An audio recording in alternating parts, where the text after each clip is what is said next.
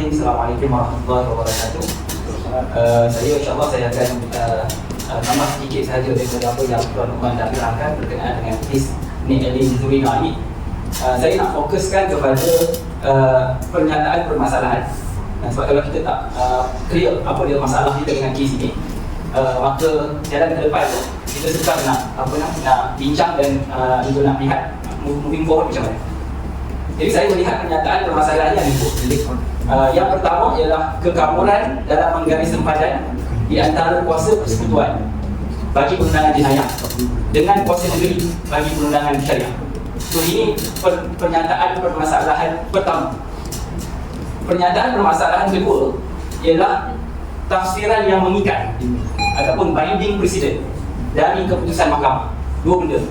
Sebab bila kes pergi ke mahkamah dan mahkamah putuskan sekian-sekian, dia bukan sekadar okeylah daripada banyak-banyak putusan dalam enactment tersebut 16 sahaja yang dibatalkan. Bukan sekadar soal itu.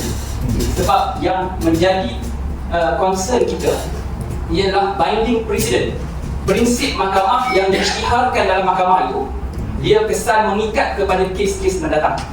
So bagi saya dua ini adalah pernyataan permasalahan yang perlu kita hadapi dan kita tangani, dan kalau boleh kita bincangkan bagaimana kita nak move forward. Baik.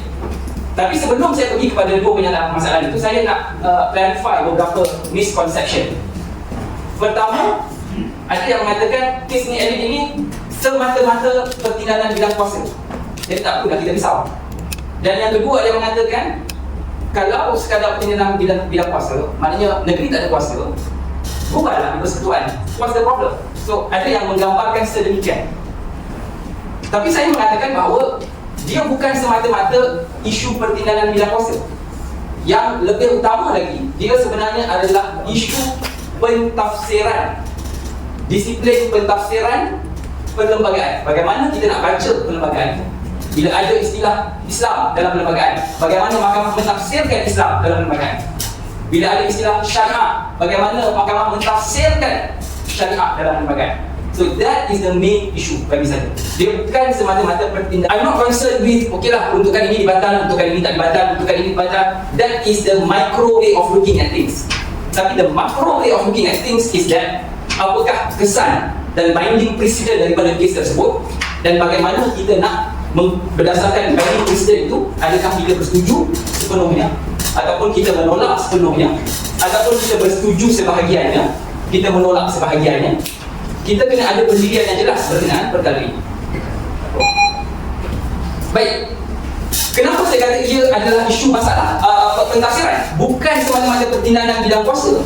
Sebab 25 tahun yang lampau lagi, isu ini sudah sebenarnya diputuskan oleh Mahkamah Persekutuan. Bila undang-undang persekutuan ada, undang-undang negeri ada untuk kesalahan yang sama. 25 tahun yang lampau lagi, dalam kes Umar Darmawan, Mahkamah Persekutuan mengatakan bahawa ada dua perkara yang elemen utama yang diputuskan oleh mahkamah. Mahkamah menyatakan tidak menjadi masalah jika wujud dua set undangan yang berbeza bagi satu kesalahan yang sama. Sebab Seksyen 59 Akta Tafsiran 1967 telah memberikan jalan keluar. Apa Seksyen 59 sebut? Dia menyatakan bahawa jika sesuatu perbuatan adalah kesalahan di bawah dua atau lebih undang-undang, maka pelakunya boleh dituduh dan dihukum di bawah mana-mana satu dari peruntukan itu, tetapi tidak boleh dihukum dua kali. Dalam kes Umar Darmawan ini, faktanya quite clear kan? Dia dituduh di Mahkamah Session atas kesalahan jiwa. Kemudian pembelaan membangkitkan di Mahkamah Sivil menyatakan bahawa sebagai dituduh dia adalah seorang yang beragama Islam. Jadi sepatutnya dia dituduh di bawah Mahkamah Syariah dan ada peruntukan undang-undang syariah negeri untuk kesalahan tersebut. Jadi dia tak boleh dituduh di bawah undang-undang sivil. Itu hujah oleh pihak pembelaan. Mahkamah mengatakan tak timbul isu pun, sebab dua-dua undangan itu boleh digunakan. Yang syariah pun applicable, yang sivil pun applicable. Bahkan mahkamah memberikan garis sampan. Mahkamah mengatakan kalau sesuatu kes itu ada peruntukan yang sama di negeri, ada peruntukan yang sama di persekutuan, maka dia adalah isu administratif. Perbincangan lah di antara pendakwa syar'i dengan peguam negara. Nak dakwa dekat mana? Nak sama ada lebih praktikal dakwa di mahkamah syariah di negeri ataukah lebih praktikal nak dahulu di mahkamah sipil? Kalaulah dalam kes itu saksi-saksinya ada yang orang bukan Islam, mangsanya mungkin ada yang non-Muslim, walaupun berlakunya adalah seorang Muslim, mungkin lebih praktikal untuk kes itu dibawa ke mahkamah sipil. Jadi ini adalah penyelesaian yang dikemukakan oleh Mahkamah Persekutuan dalam kes pemadaman. Sebab itu bila dinyatakan bahawa kes ni ini semata-mata isu pertinggalan bidang kuasa, saya katakan ia adalah isu pentafsiran. Mahkamah boleh menggunakan pakai tafsiran Yusuf Darmawan 25 tahun yang lalu kalau mahkamah nak kekalkan enakmen jenayah syariah. Tetapi mahkamah juga boleh dan berkuasa untuk dipart daripada keputusan yang terdahulu. Dalam kes ini, mahkamah mengambil pertimbangan untuk depart from the previous case.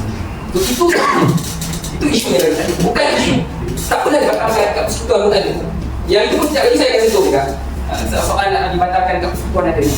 Tapi main concern saya ialah pentafsiran perlembagaan. Baik, kembali kepada pernyataan permasalahan yang saya sebut tadi. Yang pertama, kekaburan dalam menggaris tempadan di antara kuasa persekutuan dengan kuasa negeri. Dan kedua, tafsiran yang mengikat, binding presiden dari keputusan mahkamah. Untuk pernyataan permasalahan yang pertama tadi tentang garis sempadan yang tak clear di antara persekutuan dengan negeri, masalahnya adalah seperti mana yang Tuan-Tuan dah sebut tadi. Dalam perlembagaan bidang kuasa syariah negeri ini, kuasa perbualan negeri menggunakan syariah ni, dia ayatnya begini: perwujudan dan penghukuman kesalahan yang dilakukan oleh orang yang menganut agama Islam terhadap perintah agama itu, kecuali berkenaan dengan perkara yang termasuk dalam senarai persekutuan. Yang menjadi masalahnya ialah macam mana nak tafsir kecuali berkenaan dengan perkara yang termasuk dalam senarai persekutuan. Ini yang disebut sebagai preclusion clause. Jadi ada kekaburan di situ. Bahkan mahkamah sendiri, kalau dibaca penghakiman oleh Yang Ahmad Arif Tengku Maimun, 88 surat semua sekali. Dia bukan sekadar 80 surat yang tuan-tuan baca bahasa Melayu, itu dikasar. Penghakiman penuh 88 surat. Yang Ahmad Arif Hakim sendiri menyatakan bahawa nak tafsir itu, nak takrif itu sukar. Sebab itu mahkamah bahkan tidak mentakrifkan pun. Apa itu undang-undang jenayah? Tak takrifkan pun. Bahkan sebaliknya mahkamah mengatakan will go on case to case basis. Apa maksudnya case to case basis ni? Maksudnya bergantung kepada hakim, bergantung kepada kes dibawa di hadapan hakim. Jadi kita tidak akan dapat satu garis panduan yang jelas sejelas-jelasnya di mana sebenarnya bidang kuasa perbualan negeri kena dengan syariah. Sebab mahkamah nak pergi kes to case basis. Kalau isu ada orang nak cabar, nanti baru dia putuskan yang ini sah, yang ini tak sah, yang ini sah, yang ini tak sah. Ada yang mengatakan tak apalah, kerajaan dah tubuh jawatan kuasa, nanti dia tengoklah balik semua elemen-elemen mana yang ni batal, kalau sendiri tak perlu bawa di mahkamah. Saya mengatakan langkah itu baik dan kita sokong. Kajilah mana-mana elemen yang mungkin sebenarnya terlepas sempadan, bukan sempadan negeri. Kaji. Tapi masalah tetap akan timbul sebab kalau selepas kajian itu ada orang masih nak bawa cabaran ke mahkamah, maka mahkamah akan tetap memutuskan based on case to case basis. Jadi dia ikut hakim lah. Hari ini mungkin panel kata sekian-sekian, 3 tahun ke depan kita tak tahu lagi, barisan panel yang lain pula. So that is the difficult. Pernyataan permasalahan yang pertama berkenaan dengan tafsiran ataupun peruntukan sempadan bidang kuasa yang tidak jelas. Pernyataan permasalahan kedua berkenaan tafsiran mengikat ataupun binding presiden dari keputusan mahkamah. Yang ini sebenarnya adalah bagi saya konsep utama. Sebab dalam kes ni ini beberapa kali dalam beberapa bahagian Yang Ahmad Arif telah menggunakan prinsip secularity yang sebelum ini pernah diputuskan lama dulu, tahun 80-an oleh Tun Sari Abbas. Waktu itu dalam kes Cik Omar Cik So. Bayangkan tahun itu, keputusan itu diputuskan tahun 80-an. Kemudian kita berhadapan dengan kesukaran untuk nak overcome penggunaan istilah sekular dalam kes itu. Sebab itu kalau siapa-siapa yang ingat isu politik zaman 80-an, 90-an is always about perlembagaan kita sekular, kerajaan tak mendaulatkan Islam dan sebagainya. The political issue then was about that. Tapi kemudian sedikit demi sedikit peguam-peguam Muslim dan sebagainya ramai memain peranan untuk mengatakan tak, perlembagaan kita tidak sekular, perundangan kita tidak sekular, sebab banyak ruang untuk mengangkat Islam dalam perlembagaan sebenarnya. Dan akhirnya pada tahun 2007 dalam kes Lina Joy, Mahkamah Persekutuan secara jelas mengatakan bahawa Islam dalam perlembagaan itu tidak boleh ditafsir secara sempit, seperti mana tafsiran dalam kes Cik Omar Cik Soh yang mengatakan perundangan sekular, Islam cuma untuk seremonial dan sebagainya. Jadi tahun 2006 Mahkamah Persekutuan dah overrule keputusan dalam Cik Omar Cik Soh itu secara tak langsung. Tetapi dalam kesnya Elim ini, malangnya mahkamah telah memetik kembali kes Cik Omar Cik Soh itu. Bukan sahaja memetik, tetapi telah expound further the principle of secularity dalam mentafsirkan perundangan. Kalau saya boleh bagi garis masa dia lah, garis masa perubahan tafsiran mahkamah. Tahun 1980-an, kes Cik Omar Cik Soh menyempitkan takrif Islam dalam perlembagaan sekadar untuk keupacaraan, seremonial, dan perundangan serta institusinya adalah sekular. Itu 1980-an.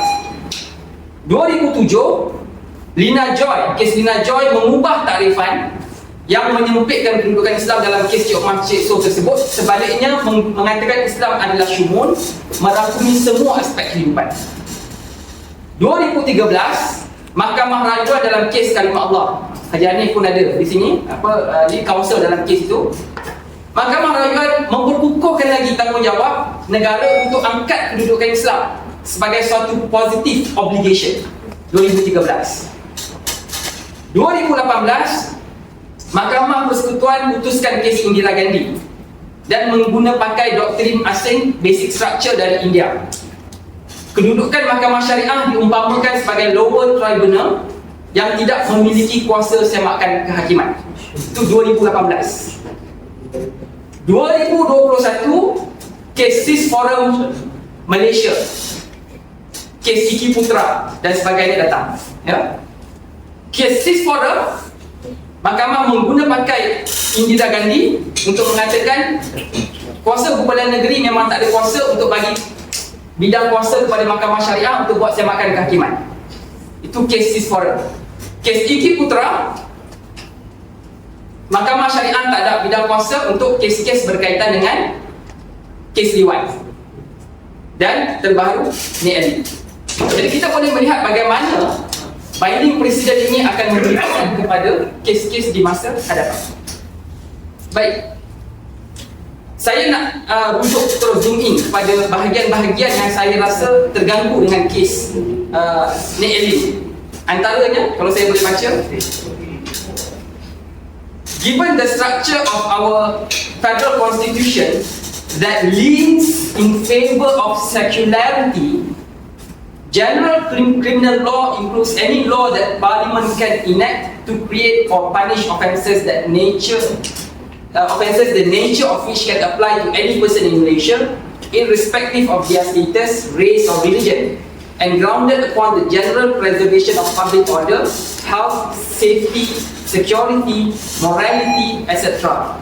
These categories are not closed, but what is common to them is the feature that they are intended to apply to all persons or classes of persons equally, and are not grounded on any notion of Islamic law.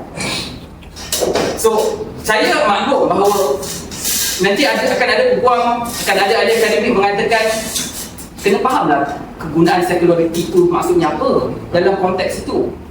Of course, kita pun akan argue sedemikian juga bila sampai kes di masa hadapan. But my point here is this: kesusahan yang akan kita hadapi bila mana mahkamah menggunakan kembali istilah-istilah yang syarat dengan makna-makna asing ini. Jadi dia membuka ruang kepada pihak-pihak yang tak begitu mesra dengan syariah dan Islam untuk kemudian kena argue dan memperkukuhkan lagi kedudukan sekular dalam negara kita. Of course, there are going to be ways to argue lah. Kita boleh argue kata secularity ni bukan kata negara kita sekular. We will do that, of course. But the fact that the court used that term akan menyukarkan dan menyusahkan. It's a setback to me.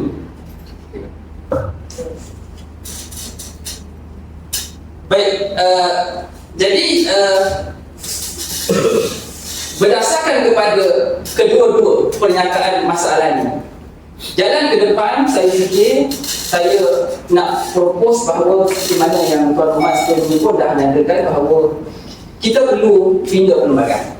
Sebab konsep pemisahan kuasa ni, mahkamah memang ada hak untuk nak mentafsir, dia boleh tafsir, dia boleh ubah tafsiran dia. Tetapi dalam masa yang sama, kalau rakyat tak bersetuju, kita boleh minta ahli parlimen yang kita undi untuk buat perubahan dalam peruntukan perlembagaan. Dan perkara ini bukan tak pernah dilakukan. Dia pernah dilakukan antara isu besar pindaan terhadap perlembagaan pada tahun 88. Waktu itu di mana antaranya ialah bila kita nak letak kembali, nak mengangkat kedudukan mahkamah syariah, maka perlembagaan dipindah. Saya nak baca di sini handset parlimen. Apa yang Perdana Menteri pada ketika itu, sebab beliau yang menentang untuk mengemukakan cadangan untuk pindah perlembagaan. Ini apa yang beliau nyatakan. Tuan Yang di-Pertua, satu perkara yang sering menjadi sumbutan dan menimbulkan rasa tidak puas hati di kalangan masyarakat Islam di negara ini ialah keadaan di mana mahkamah sivil dapat mengubah atau membatalkan sesuatu keputusan yang telah dibuat oleh mahkamah syariah. Ini masa zaman tu, zaman 80-an. Sebab selalu berlaku, mahkamah syariah dah putuskan, dia bawa pula ke mahkamah sivil untuk dibatalkan keputusan tersebut. Misalnya, pernah berlaku keadaan di mana seseorang yang tidak puas hati dengan keputusan mahkamah syariah tentang penjagaan kanak-kanak telah membawa guaman itu ke mahkamah tinggi pula dan berjaya mendapat keputusan yang berlainan. Kerajaan berpendapat bahawa keadaan seperti itu menjejaskan kewibawaan mahkamah syariah dan pelaksanaan dan pentadbiran hukum syarak di kalangan umat Islam di negara ini. Adalah sangat penting menjamin kewibawaan mahkamah syariah oleh kerana sudah sewajarnya mahkamah syariah berkuasa penuh untuk menentu dan memutuskan perkara-perkara yang termasuk dalam bidang kuasanya, apabila lagi kerana perkara-perkara itu melibatkan hukum syarak. Kemudian di bahagian yang lain disebut pula, Tuan Yang di-Pertua, pindaan ini diperlukan kerana rakyat dan penduduk negara ini dan juga kerajaan perlu mengetahui dengan jelas apakah yang salah dan apakah yang tidak salah dari segi undang-undang negara. Untuk ini adalah perlu kuasa eksekutif, kuasa perundangan dan kuasa kehakiman ditentukan dengan jelas. Ini kata-kata Perdana Menteri pada ketika itu 1988 ketika membentang. Dan inilah masalah yang kita hadapi pada hari ini. Bila mana kuasa gubalan itu mahkamah kata tak apa, we go by case to case basis. Tidak ada kejelasan di sini.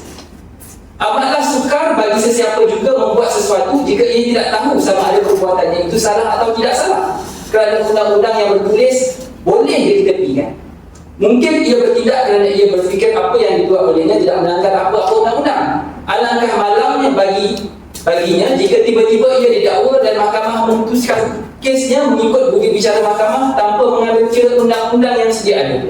Mahkamah boleh membuat keputusan ini dengan membuat bandingan dengan kes di negara-negara lain yang tidak diketahui umum dan lanjut lagi lah panjang. Tapi poin utamanya ialah bahawa pada tahun 88 kita pernah melakukan pindaan besar terhadap perlembagaan untuk memelihara dan mengangkat kedudukan mahkamah syariah. Dan sekarang adalah waktunya bagi saya untuk perkara itu dibuat sekali lagi untuk kita pastikan kejelasan kuasa gubalan syariah di tingkat.